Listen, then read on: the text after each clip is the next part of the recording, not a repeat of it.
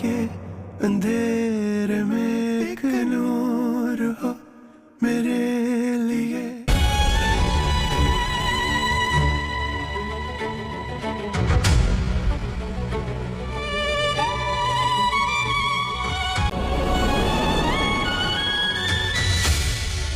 मैं वादा करती, یہ گھر تمہارا ہے، یہاں کی مالکن ہو تم.